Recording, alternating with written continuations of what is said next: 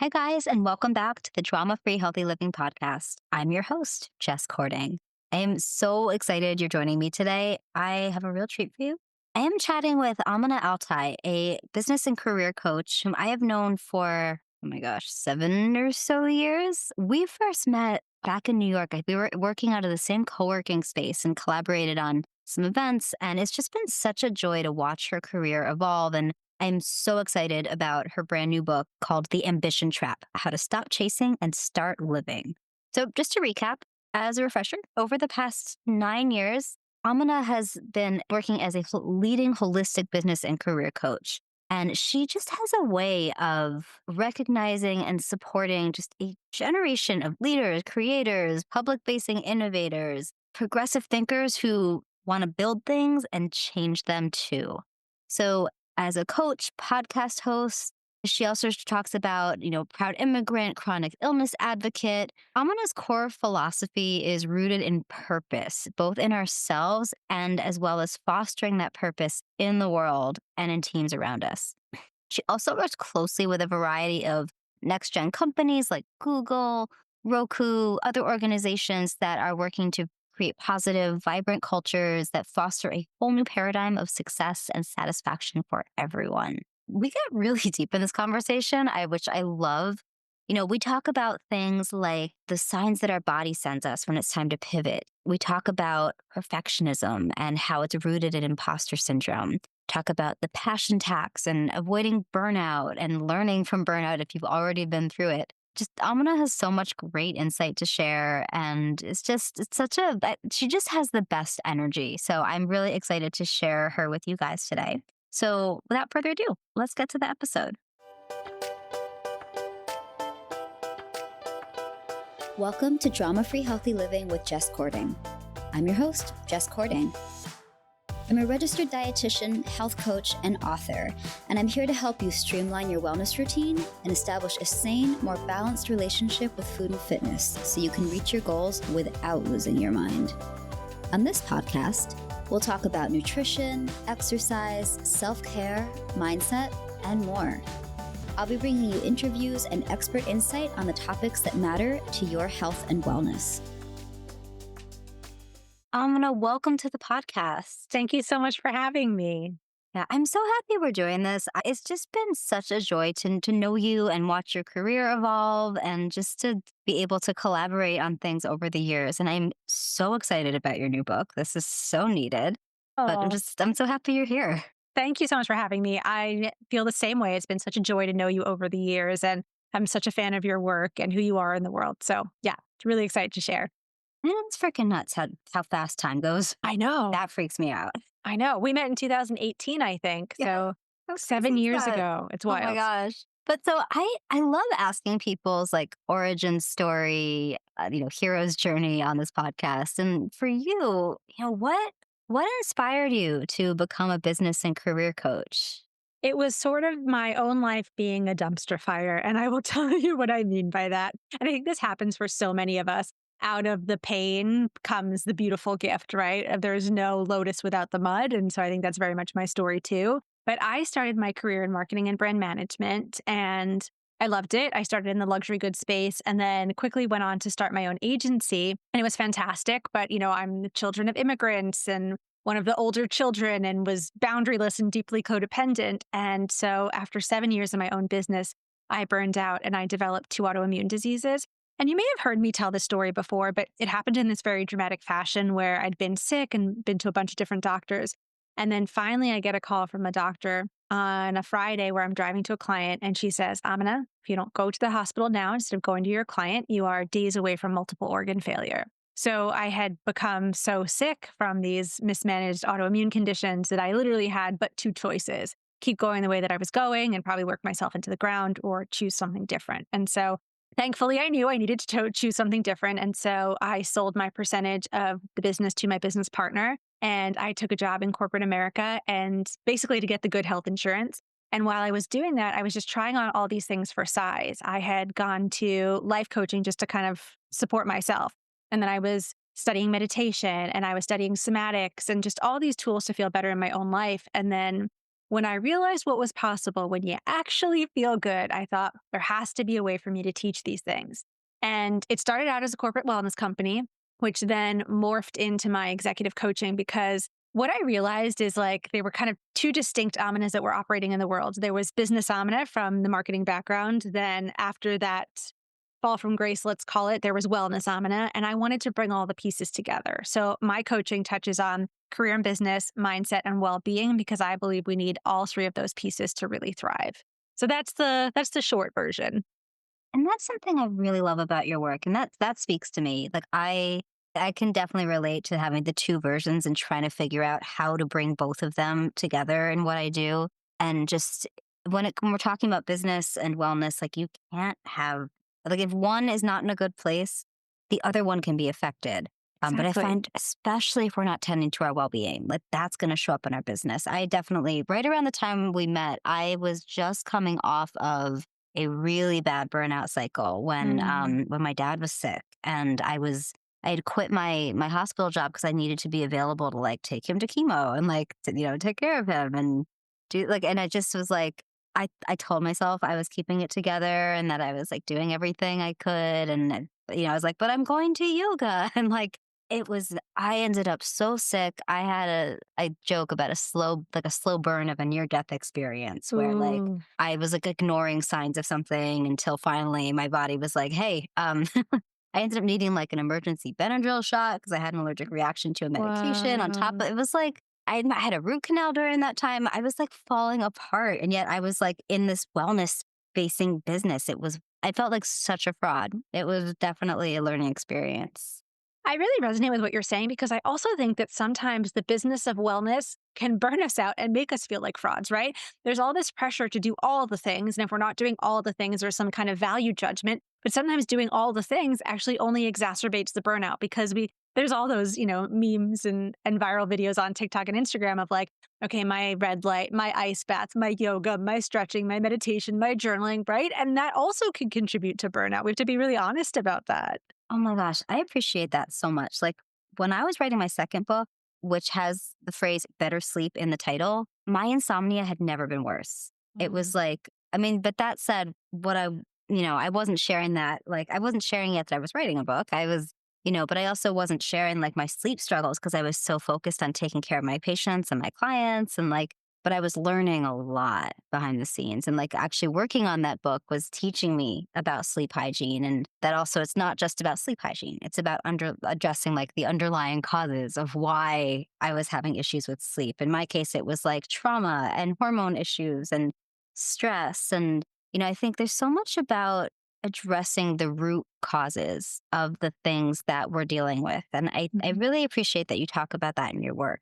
Mhm. Like, was that you know, for you in your business and your work, like, was taking a holistic approach in how you work with your clients was that always part of the picture, or did you sort of develop that as time went on?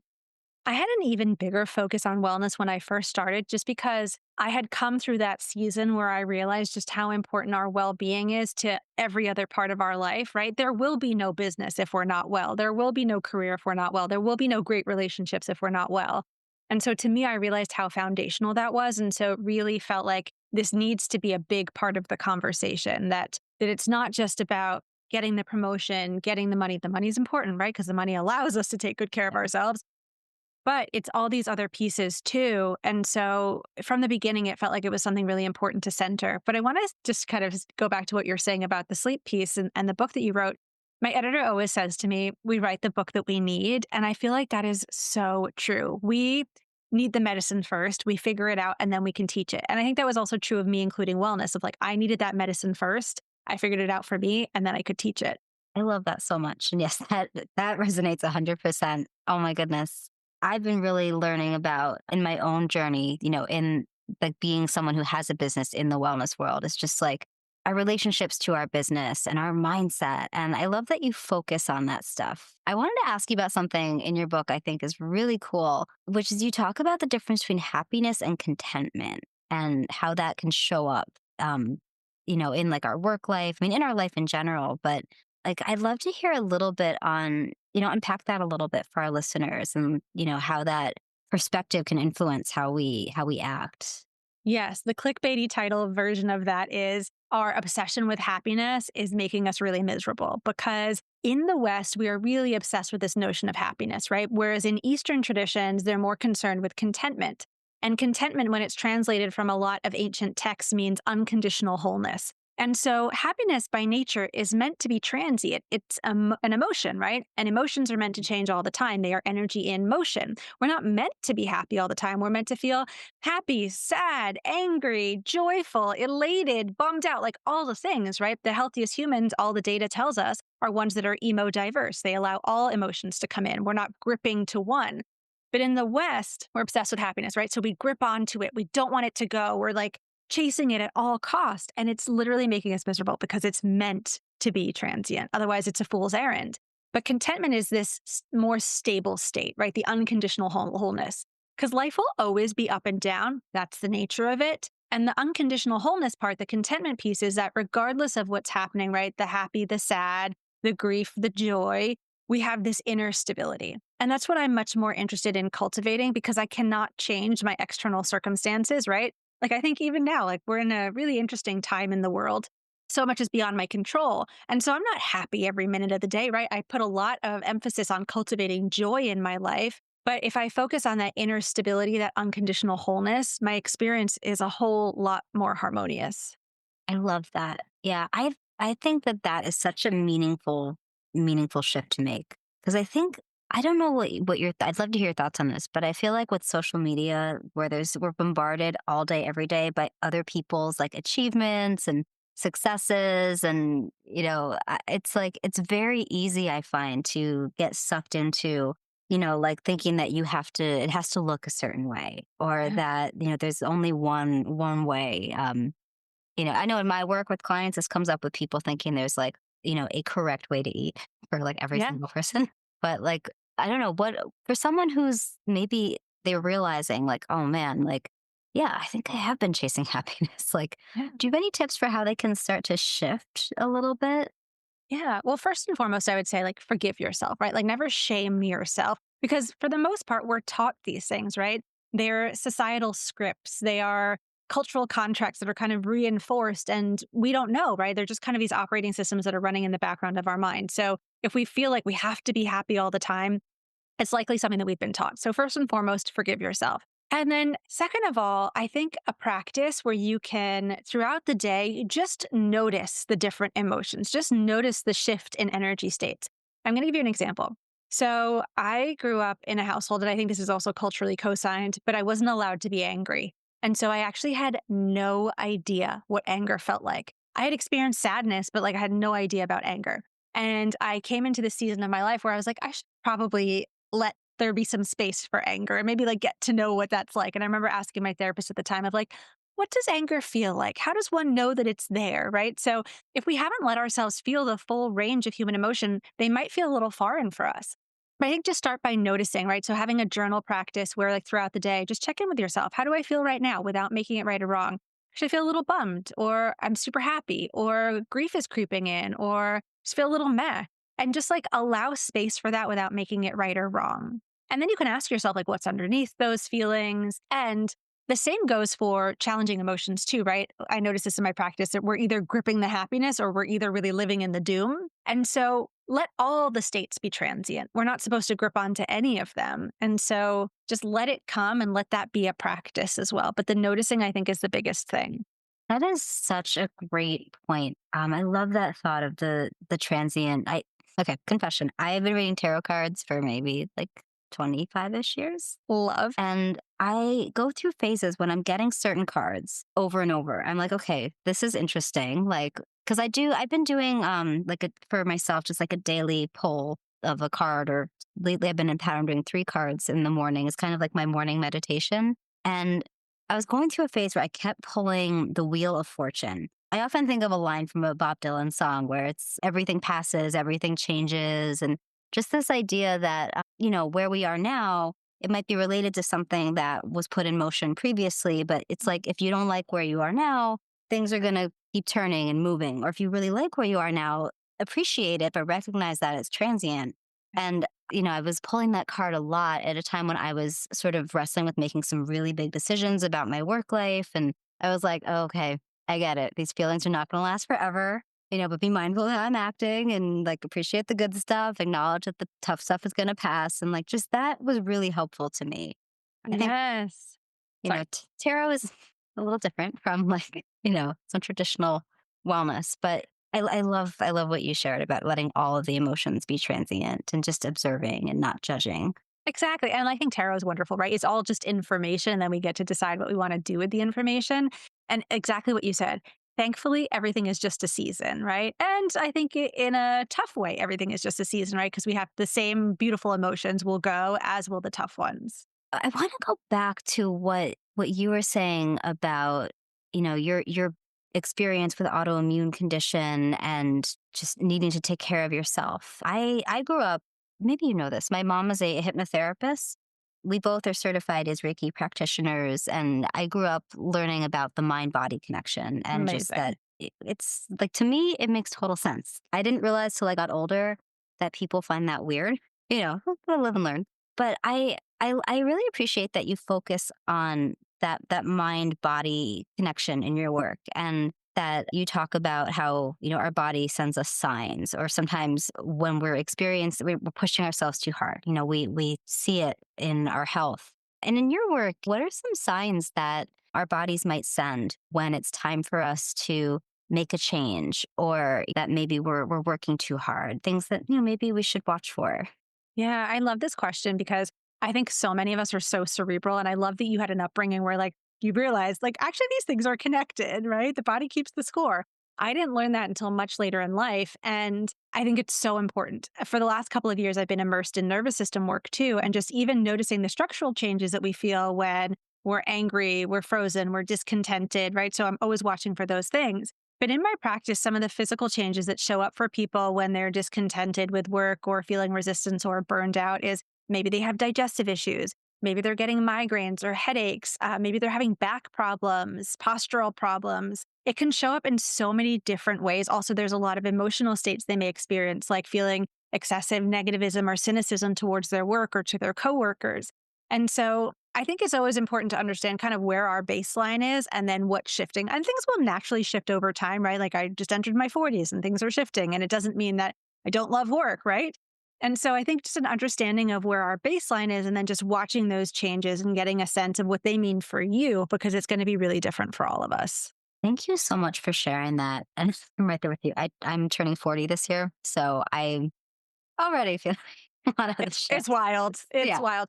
But also just note, like, so I just wrote about this on Instagram. Last year, I had this really debilitating back injury because I didn't realize I had a birth defect. And so my spine is just going to degenerate a little faster than some other people's. But what I've noticed is that nervous system work and just being a bit more in tune with my nervous system and allowing it to be a bit more appropriate or regulated actually is mitigating some of those injuries, right? Because if I show up to work out and I'm dysregulated, I'm at higher risk of injury. Who'd have thought? I love that. No, that's so valuable. And I think, like, I was just like, what would our experience be like if we were taught those things from an early age? Like, if they taught us that in school instead of, like, I don't know, like algebra, I guess we need algebra depending, but like, just that would have been so useful. Yes. I would have swapped it for wood shop. I don't think I needed Yes. wood Oh shop. my God. Yeah. I did not need to make a little car that didn't actually. Yeah. I remember all the other cars that we made, like everyone else's like shot across the room and mine just kind of sputtered out there. I love Did not that. need that. Yeah. Oh man. So I also wanted to talk about just because you have such a lovely way of writing about pivots and making shifts and changes. And somebody is in a season where they're realizing like, oh, it's time. Like they're ready to pivot, something needs to change. What are some good first steps for them? Yeah. What I love about this question too is kind of going back to what you were saying before about your clients of like people feel like there's a right way to do things with our nutrition. There's no right way to career. And I tell people that all the time because they believe that there's a right way of like, it has to be linear. It has to look this way. And this person's doing this. So I should do this. First and foremost, there's no right or wrong way to do it, right? We just want it to be the most authentic expression of you if it can be. But even if it can't be because there's certain conditions in place, like so many people have to stay with a job because it pays them a salary that allows them to have healthcare and take care of their kids in a certain way. There's no right or wrong way to career. But usually when people want to pivot, it's usually into something that feels like more of an expression of who they are. So it's a bit more purposeful. And I have this 5-part framework that I think is really important for purposeful work. And it is honoring our gifts, honoring our needs, being connected to the impact that we want to have, centering our values, and contentment as well. And I'll take you through each of them. So each of us has a zone of genius. And so the invitation is when you're pivoting to figure out how you can get more on the court with your zone of genius. And sometimes that feels like insurmountable for people, but even just adding an additional 10 minutes a day in your zone of genius will shift your life dramatically. The next piece is values. So I'm going a little out of order, but values are so important when it comes to our work because it's right now, the data suggests, depending on what study you read, but 8 out of 10 people are somewhat dissatisfied with their work. And I think a lot of that has to do with values misalignment because if you're spending all day, every day laboring in a space that violates your values, you're going to feel pretty annoyed. So, really knowing what your values are and how they intersect with the business's values, I think is really important. The third thing is impact. I feel like those of us that are called to purpose driven work, we care about the knock on effects, right? We care about the impact, whether that is, and impact can be anything. It can be family, community, or the greater good. You get to decide. But what is that thing that you want to leave better than you found it? Then there's our needs. And this one often gets sacrificed. So many people are like, well, it's like I'm working in a space that I really like. It's half the salary that I need, but they're giving me a free parking space. And it's like, no, like your needs aren't met. And if your needs aren't met, you can't show up fully. We can't be in service. We can't take care of ourselves, going back to the wellness piece, right? So needs are fundamental. And then the last piece is contentment. And I say sort of like a 60-40 split, right? If 60% of the time we can tap into that unconditional wholeness, we can cultivate that internal stability with this work, we're doing really great because not everything is going to be perfect 100% of the time. I love that so much. And it sounds so sane. Like, right? Like, but it's so easy, I think, sometimes to lose sight of all that and just to get sucked into like ideas of how something should look. And I love that you bring it back to really honoring these really core things that, I mean, it'd be great if we were conditioned to like always be thinking about these. It's really important. But I I love know. that framework so much. Yeah. Most of us have so much unraveling to do because this is how I have a job, right? I wouldn't have a job if everybody chose their careers consciously. So, Something I have found has come up for me a lot is using work as a coping mechanism. That has mm, been something I've had to be very honest with myself about, that I didn't really get a handle on that. I wasn't even aware of it probably until like my 30s. And there were definitely times where I was like, well, I know I'm doing this, but I don't know what else to do right now to try to regulate. And something that I've been increasingly interested in is this idea of perfectionism. So I was diagnosed with ADHD and OCD actually very recently at 39. And thank I you for was like, sharing that. well, I was so tired of struggling and wondering what the heck was wrong with me. I was like, is this PTSD? Is this like, is this perimenopause? Like, why am I having such a hard time with like cognition and like workflow? And, why am I getting so stuck on certain things and not others?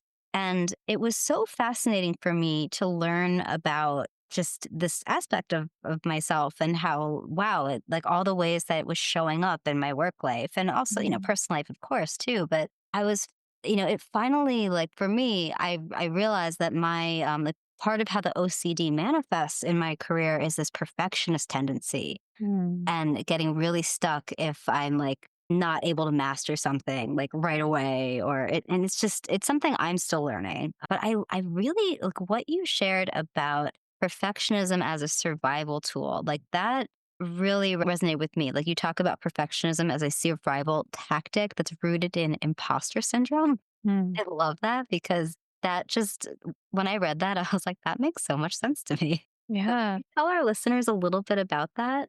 Yes. So perfectionism is a survival tactic rooted in imposter syndrome. So for women and other historically excluded people, a lot of the times the spaces that we want to be in, we look around and we don't always see people that look like us, right? So we question our sense of belonging. And what happens is when we question our sense of belonging, we tend to double down and work harder to prove to people, hey, we deserve a seat at the table. We should be here, right? So it doesn't help that we're held to very different standards, right? Women in entrepreneurship, we hear the phrase fail fast and often. But oftentimes, women and other historically excluded people, we're not afforded that same liberty, right? If we fail fast and often, we're often labeled as a failure. So this exacerbates the perfectionism, right? Of like, well, I don't see people that look like me, and I'm not allowed to make the same mistakes. I better be so buttoned up and not miss the mark. And sometimes that impacts our ability to take risks as well because we're so worried about a misstep and how it's going to look and what's going to happen to us that we often won't innovate as a result of that. And so I think there's so much that happens systemically that reinforces these feelings as well. But in my own life, it's really showed up as control as well. Like my perfectionism and control are like two sides of the same coin, and it comes from a wound, right? So in the book, I talk about core wounds and the corresponding masks. And so one of the wounds is betrayal, right? So if we didn't have a consistent caregiver growing up, or they didn't show up in the way that we thought that they needed to, we felt betrayed by them. And so therefore, we create a lot of control in our lives to create safety, maintain safety. Very similar for perfectionism, right? Kind of this control to create safety. And so I think it's really important that we understand the root of the wound, but also are really honest with ourselves about the systemic pieces as well, because sometimes we can download the blame onto our individual shoulders. And I don't think that's appropriate, right? Yeah, Yeah. some stuff we need to look at, absolutely. And also some stuff is systemically reinforced. And so even just saying that to people, I had a client in session where we were talking exactly about perfectionism and we were talking about how it's systemically reinforced and we're not allowed to make mistakes and all these things. And we had this conversation and I just watched her shoulders drop. And I was like, what happened for you? And she was like, for the first time in my life, I feel like it's not all my fault. Mhm. And I was just like, oh, I think that is the sentiment of an entire group of humans, right? Just not realizing that, oh, wow, this isn't entirely my fault. Sure, I can always work on something and I'm not set up for success in this way. I love that so much. And I can certainly relate. I know a lot of my perfectionism stuff, while some of it's just my brain wiring, it's like, where does that come from? And I can definitely point to things in my childhood and adolescence and things that I felt shame around that I was trying to overcompensate, in other ways. That if this thing happened that I'm ashamed of, then I must be perfect and achieve as much as possible to prove that I'm still worthy. And it's like just to like it's one thing to know that about yourself. It's another thing to like move through it and pass it. But Oh my gosh, yeah. awareness is a valuable part of the picture. It's a very big part of the picture. And I love what the shame piece too, right? Shame is the root of most of it. At the bottom of all of this is the feeling for most of us that we are unlovable, unworthy, right? And we shift it by starting to notice it. Yes, that is so powerful. And I'd love to hear what your experience has been like with your clients or possibly in your own life. I'm always interested by things about how people who are doing work that they're really passionate about, how sometimes it can have end up having a negative impact because they love it so much, because they care so much. And you have a really cool phrase I love. You talk about the passion tax. Can you tell Yeah. us a little bit about that? Yeah. So in the book, I really highlight the distinction between purpose and passion because there's so much conversation of like, choose a job that you love and you'll never work a day in your life. And that Yeah. is just, that's never resonated over here. And so there's something called the passion tax. I didn't originate this term, but the passion tax is basically when we see that somebody is passionate about something, we're like, oh, great, they love doing this thing. Let's give them more of that thing. And we give them so much of this work that then it basically becomes an unpaid second job and it can lead to burnout and so much invisible labor, right? And then people start to resent that thing that they were once passionate about. And so we really want to set our boundaries, stay on top of invisible labor, and make sure that we're not doing so much of that thing that we then burn out or start to resent it. And the other thing about passion, too, is that passion by nature, almost like emotions, is fickle. It's going to change over time. Like I used to be super passionate about tennis. Haven't picked up a racket in 18 years, Same. Right. So they're meant to change. And so if we anchor our careers, the entirety of our lives around this thing that's meant to change, we're kind of setting ourselves up to fail. And so let passion, like emotions, be transient as well. I love that. It's almost like it also sounds like you're saying, like, give yourself permission to evolve and, let things go when, that passion is no longer like front and center, what's serving you. Exactly. That's a perfect way to put it. I feel like you and I have talked about human design before, but are you a manifesting generator as well?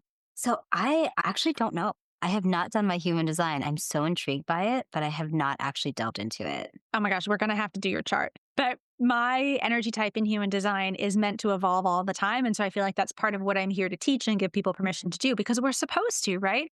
If we think about it, our ancestors lived until they were 40, right? So there's only time for one career, one job, right? My grandma, bless her, just passed away last week, she's 93. And so, and she had her second career at 55. And so we have a longer lifespan, which means more time for things that interest us, more time to evolve. And so please give yourself permission to continually evolve. Thank you for sharing that. That is such an important message, I think, to hear because, it is so easy to get locked into the idea of like what you, especially I find this like when I've noticed with like my clients who are comparing themselves to their younger selves, and that's more in conversations around like body shape and size and like having to learn that the body evolves and that that's a beautiful thing, but also like as humans and in our careers, we can evolve.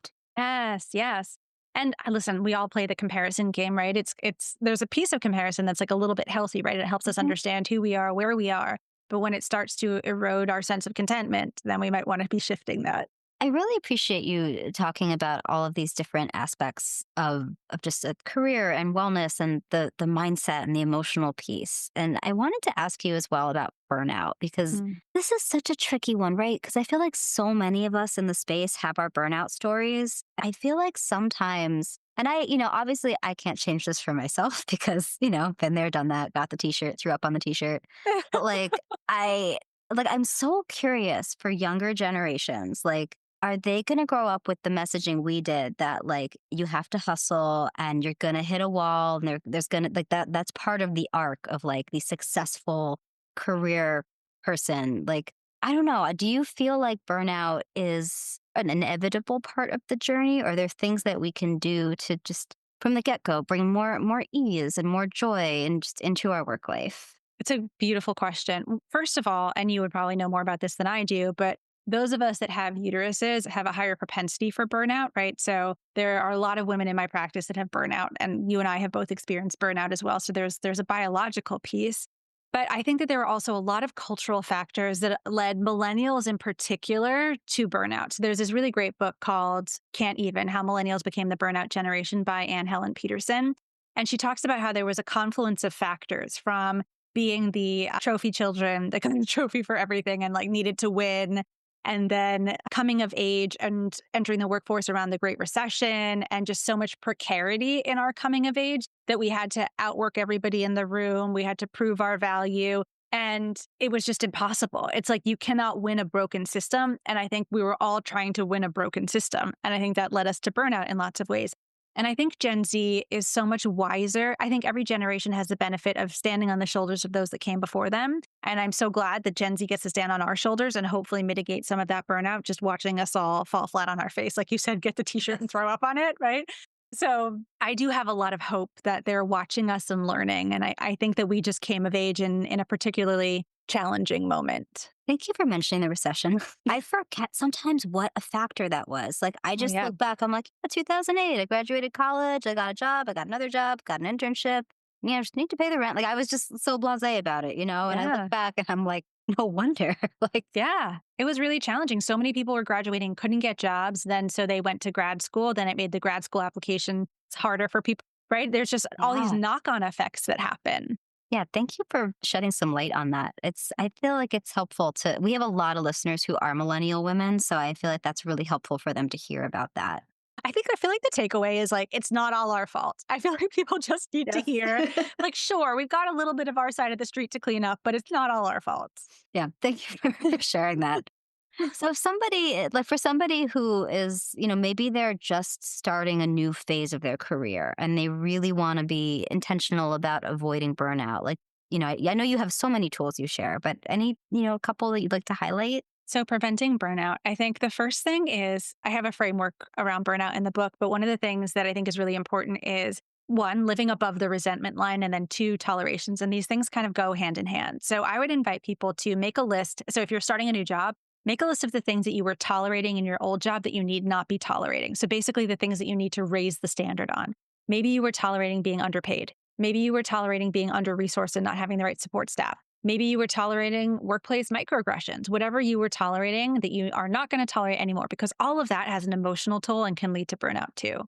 And living above the resentment line. A lot of us live below the resentment line and we don't tell anybody where this line is. So the resentment line is exactly what it sounds like. If we live below it, we are resentful. If we live above it, we're not resentful. And sometimes we live below the resentment line because we're letting people trespass all over our boundaries. Sometimes we're living below the resentment line because we're not making enough money. There's so many reasons that we could live below the resentment line. But all of that also exacerbates burnout. So I would really invite you to look at how you were showing up in the current role and then what you can shift moving forward. And then, of course, boundaries, right? Boundaries play such a big role. So going back to the toleration conversation, what are you willing to tolerate? What are you not willing to tolerate? What will you say yes to? What will you say no to? And then connected to the boundaries conversation is knowing your trade offs. So if you say yes to something and your plate's already full, it usually means you have to say no to something else. So what will you trade off in the new role? That's so juicy. It's really good. I Thank think you for also sharing just, that. of course, I think also just thinking about who do you want to be in this next role, right?